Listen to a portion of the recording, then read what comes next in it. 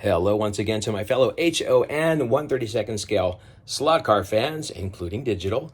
This is Mark Natividad over at West Coast Slot Cars in Los Angeles, California, coming to you with another video. And before I begin today's video, I would just like to thank each and every one of you, those of you who subscribe and like and send comments and share comments. Thank you very much. I appreciate each and every one of you. And this is how I share the hobby. This is how I spread the love through the hobby and spread hobby goodness all around in the hobby kingdom of slot cars. So there you go. Here is my contact information, which I'll bring back in. If you need to get a hold of me, email, no fax, email. You can text me. You can call me. Even leave a message.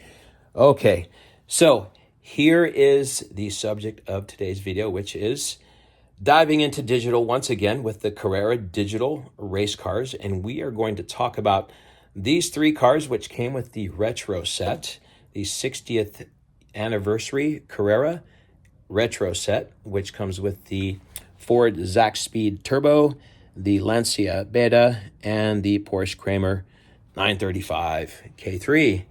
So each of these cars is entirely different, and we're going to break these cars down. And by the end of this video, you will know which car is the dominant of the three. So let's get going, shall we? All right, I'm going to move these cars out of the way, and I'll bring them back in as I talk about them. So we'll start with the Ford Capri. There we go. And what I've done is I've added a slot invasion guide. And for me, that was a really easy performance upgrade. It does help the chatter. So if you do want to upgrade your Carrera cars, I highly recommend this. It's like $3 or $2.70 at Electric Dreams or your local hobby store. Please support your local hobby store. We appreciate it. And I actually went ahead and based upon that slot car guy, Travis. He had a little video on the sanding and what they do box stock. So I went ahead and followed his recommendations. I popped the axles out. I sanded the axle right where the bushing goes, front and rear. And then I also polished the axle. And then I put the axles back in and I oiled each one. And there we go. So I also flattened the tires, or I put them on a sanding block and I sanded the tires so that they're not exactly true. I don't have a tire true that will do both wheels, but I will get one soon. I guarantee you that if I want to get into some performance tuning on these Carrera slot cars. But for the most part, they're pretty much stock except for the slot invasion guide. So that's the Ford Capri, and I will leave that here. And here is the Lancia. There we go. The slot invasion guide there as well. And everything treatment same. So that is the Lancia. So maybe I'll just put the bodies behind them so you can remember which car we're talking about. And finally, here is the Porsche, again, slot invasion. There we go, same treatment. And here we go. All right. So in performance slot cars, you know, I do a lot of racing, NSR, slot it. I race MR slot car, scale auto. So in the performance slot cars, we kind of choose our cars based upon some of these things or some of these measurements so that we kind of know which car is going to perform better or which is the better performing car on a certain track. So keep in mind, slot cars are slot cars in the sense of everyone is different, but there are distinct differences in each of these slot cars in the Carrera cars, and we're going to go over those. So let's get these in the center here. Oops, let's get them centered. There we go. This is a presentation, for crying out loud. All right. And I'll keep the bodies behind it so you know which car I'm speaking of. Okay.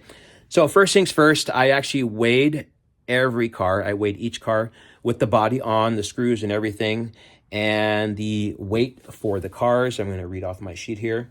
The Ford Capri came in at 102 kilograms. The Lancia came in at 100 kilograms.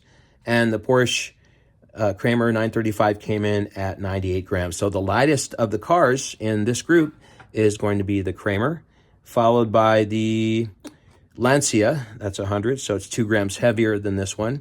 And then 4 grams heavier than the lightest car is going to be the Ford Capri at 102 grams. So weight is a factor. It depends on your style of driving, how your controller's set up, what your track is like, if it's a wood track, or if it's a polycar track, or if it's a scale electric track, and so forth. So again, these are just generalizations and comparisons of the standard things, or things that which don't change on a slot car when you get them. So these are some of the things that you can do to compare the slot cars. Next, all right, let's talk about the guide to rear axle, and let's go over that. So I'm going to go ahead and turn this over, and I'm going to turn all these over, and again, keeping the bodies behind them so you know which car I'm speaking of. Okay, so guide to rear axle refers to the distance from the center of the guide, which is about right there on Carrera, all the way to the back axle. So right where the back axle goes across, I have a micrometer, and I took that micrometer and I opened and closed it, and I got as best I could, and I got approximate distance from the guide to the rear axle.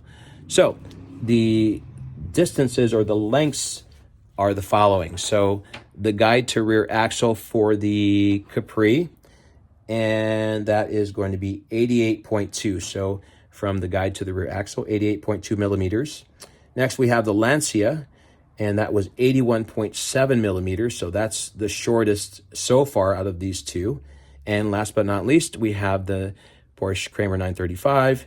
That distance is 83.4 millimeters. So the Capri being the longest, and the Lancia being the shortest, and the Porsche being right in the middle.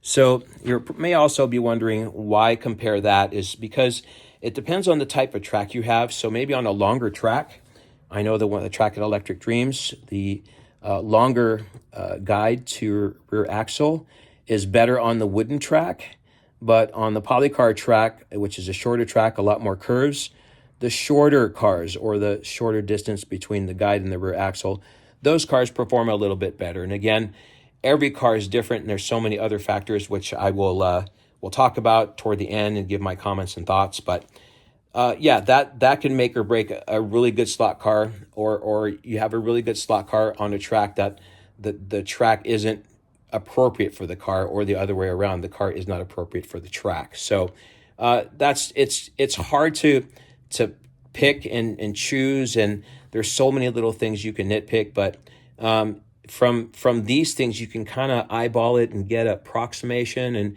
kind of get a good idea of which car might perform better on a certain track. So that's a whole nother subject, but let's keep on the Carrera Digital for today, shall we? Okay, next, let's talk about the rear wheel width. So I'm going to go ahead and turn the cars around because we are talking about the rear wheel width. There's the Lancia there, and here is the Carrera here. All right, so basically what I'm going to compare now and give you the measurements for is the width between each wheel with the tire on, and I take my micrometer and I measure it, and I record the distance and the width of the rear wheel. So the distance for the rear wheel in the Capri, I got to find it on my sheet here. So the Capri is actually going to be the widest at 61 millimeters. And then the Lancia is, where's the Lancia? Oh, here it is. Lancia is, well, you probably guessed it, is the shortest rear wheel distance with 56.8. And then right in the middle of those two, we have the Porsche Carrera 935, and that is 59.4 millimeters. So definitely the Capri is a lot wider in the rear, which is also there in turn going to give you more stability. So again, wider is more stable, narrow is less stable, and that's just a property of physics. That's just the way it is. So if you want more stability in your slot car, or if you're thinking about getting a car for the kids that's not going to tip over a lot, think about getting a car that has a really wide rear wheel width, and that'll help you keep the cars more stable and help the kids not be frustrated and keep the cars on the track a little bit better. So there's another way you can kind of compare and make informed decisions about buying your next slot car. All right. So basically that's some of the things that we can do, some of the things that we can check. Again, it's better to borrow somebody's car so you can get all the measurements, or if someone else has in your club, or some friends that you race with, they have another car that you're maybe interested in, you can kind of borrow the chassis or see if you can get the measurements off them and compare the cars before you buy. Almost like a try before you buy, but it's more like, do your homework before you buy. Okay, and then last but not least, I'm going to put the bodies back on each of these cars. And keep in mind the screws are out still, which I needed to keep out for the video purposes. And let's get that back in there. There's the Lancia. And finally the Porsche, get that back in there. And last but not least, one more comparison that you can do or you can make. And that is going to be the profile of the car. So profile, I measure from the bottom of the chassis to the top of the roof of the car. So I basically take my measurement micrometer and I measure this way and I see what the profile of each car is. So the profile for the Ford Capri is 33.8 millimeters from the bottom of the chassis to the top of the roof. And the Lancia is 33.2 millimeters from the bottom of the chassis to the top of the roof. And finally, the Porsche Carrera is 37 millimeters from the bottom of the chassis to the top of the roof. So profile, sometimes depending on your track, yes, it can make a difference. Profile basically mean a lower profile. Your car will have better stability, better handling because it's a little more lower center of gravity, not as top heavy. It's not a lot of weight up on the top, so it's not going to top over as your car is traveling. If it's heavy on top, guess what? It's going to top over just like a semi truck in the wind. So there you go. So there are my comparisons for these three cars and the records for these cars. Let me pull up my Smart Race so you can kind of see that. So I don't know if you can guess which one might be the fastest. So I basically thought that the Lancia would be, that car it's wide in the rear, low profile, it's short and it's the tiger on the track, but that turns out to be my not so fastest car. That's actually, of the three, that is the slowest car. So let's put him back here because you're not up with these two just yet. All right, so here's the real surprise. So of these next two cars, I was thinking, okay, the Porsche is going to be the next fastest to the Lancia, and then the last would be the Ford. But I was very surprised that the Ford actually was second fastest. Okay, it was definitely the second fastest of the three, and I will explain why. And the clear winner in this one is definitely the Porsche. So these three cars are very, very, very different, and they do not perform equally. So I think, and I think I'm safe to say, in order to have a fair race, everyone should have the same car. So once everybody, I think, has the same car, then it will be a somewhat equal playing field, and no one's going to have a greater advantage than the other, at least in the sense that the car's set up, and there's some other things which I'm going to talk about as well. So one of the interesting things too, and I haven't forgotten about pulling up Smart Race because I want to show you this, but one of the interesting things too on the Ford is that the Ford actually has independent front wheels. So each wheel spins independently. So there is separate axles on each side. So that means when the car is cornering, it also makes just a totally different sound from the other two cars. When the car is cornering or going around the corner, the inside wheel is going to spin faster and the outside wheel is going to spin slower. Well, inside spins slower, outside spins faster. There we go. Sorry, I had that completely backwards. It's not time for coffee, is it? Okay, maybe I need a adult beverage. Anyways, that's for me to know and you to find out. So yeah, it has independent front wheels, and that actually helps when the car is going around a corner. So that's why I think this is a good car. Again, it's got a lot of stability in the rear, and it's got the independent front wheels, and it's not too bad in profile. So that was quite a surprise. But clearly the winner is the Porsche. And a couple more things on this car. This car has, the wheels on this thing, the diameter of the wheels are, you can see that they're huge as compared to the front wheels. Yeah, it almost looks like one of those weird bicycles with the really big tall tire on the front and that little tiny wheel in front. So the diameter of the wheels too can make a difference in the revolutions and how fast your car is going. But I didn't really get into that. I didn't really check that. So there's our first, there's our second, and there's our third in the performance of the cars. So basically, my Kramer Porsche it's the track record for that car. I did my track, and that one did my track in 5.722, and the Ford Capri, 5.7. It way out there. This car was way in front, and the next fastest was this car, which I was only able to get a 6.312, and finally the Lancia 6.975. So yeah, I know you're thinking, why would I want to get these three cars? Well, here's the thing too, and let me just put in one more disclaimer about the Lancia. It's a good car. It's fast, but after sanding down the tires, I thought I got most of the gloss off the tires. I also tried some oil, and I tried the 3-in-1 oil after I trued, and it just didn't help the car. And I'm this car literally, it just slides out so easy. So I think once I get some tires for this car, I think I'll be able to get the speeds up, and it should be up there near the Porsche, I think. So I just talked to a good friend of mine today, and his name is Mike Sibley. And Mike, thanks for coming in. He stopped by Electric Dreams today, and we had a discussion about the Lancia, and he got some Ortmans, 44Ds, I believe they are. So as soon as we get them in stock, I'm going to have to try some Ortman 44Ds. And I run rubber, and I know that there's silicone tires. I believe there's some Paul Gage tires, but I rather keep the rubber on the track and run the urethane with the rubber, and for now, no silicone tires on the Carrera track. So those are my discoveries, and those are my thoughts and comments on each of these cars. And boy, these 935 Kramer Porsches, those things just take the cake. And if you want a really good and a really fast Group 5 car in Carrera, if you all got the Porsche Kramers and you had 4 of those on a track, boy, those things will be flying everywhere. It's such a great car. I'm very impressed with it. I actually got another one. I got the Apple livery.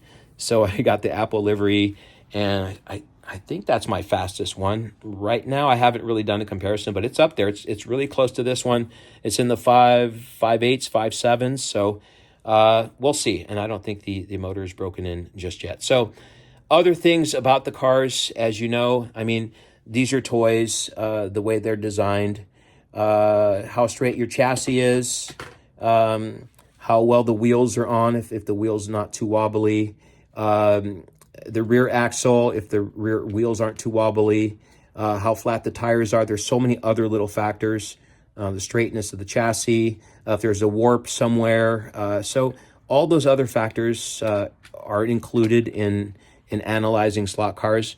But nevertheless, these are the things at which you can do to kind of, get some base measurements and, figure out which car would be a really good runner. And lastly, I think I'd have to say that, a lot of people come into the store, or I've talked to customers, and they say, which car is the fastest? Oh, I like this car. This car is probably going to blow that out of the water. I said, well, it's not what you think. And, it's always good if before you buy a slot car, before you go out and buy any slot car, is to, find someone or a club or a shop that has the car. And I oftentimes let customers drive my cars because I want them to see what it's like so that they know what to expect. So, it's so much. And again, I can be very subjective about this, but these are some of the base things that you can do to make a good decision on which slot car that you like. And all in all, I'm a Porsche guy. So if I were to see these three cars, for sale, I would most likely definitely always buy the Porsche anyway. So, buy what you like. It's not always about speed or the performance of the car. There's all aspects of the hobby and what you like and why you buy and why you like slot cars. So there you have it. So that's a lot. And hopefully that helps you and gives you some good information on your next purchase. And, guys and girls, it's just fun. Slot cars are fun for me. I love it. I love racing slot cars. I've been doing it since I was 8 years old. I never stopped. Well, no one said I ever had to stop, but it's just, for me, it's just such a wonderful hobby, and I love sharing it, and I love getting down into the nitty gritty. And you don't have to go down that far in as far as I've gone, but it's kind of nice that people like me are able to look at the cars and decipher this, and kind of see which car is best. And again, like I said, for me, it's always going to be a Porsche. So that's just me. I'm a Porsche guy. So there you have it. Questions, comments. Again, thank you for hanging there. Thank you to those of you who like and subscribe. Don't forget to hit the like and subscribe button, please. That helps me, and it keeps me going in the content. And hopefully, you come by Electric Dreams. And speaking of Electric Dreams, thank you to Electric Dreams, and thank you to Carrera for providing the cars, and to all the great people who are creating content. Thank you, Travis. That slot car guy is a great guy, and I hope to get down to Australia one day and see him. But that'll be another story, another trip. So I don't know. He was here for Nationals last year again. So all right. So I'm not going to bore you to death on all the other stuff, but again, thank you. I appreciate each and every one of you. Thank you for watching. And here is my contact information once again, in case you didn't get it the first time. And with that, I will go ahead and sign out. Once again, this is Mark Natividad over at West Coast Slot Cars in Los Angeles, California, saying goodbye for now, race happy, and God bless. See you on the next video. Ta-ta for now.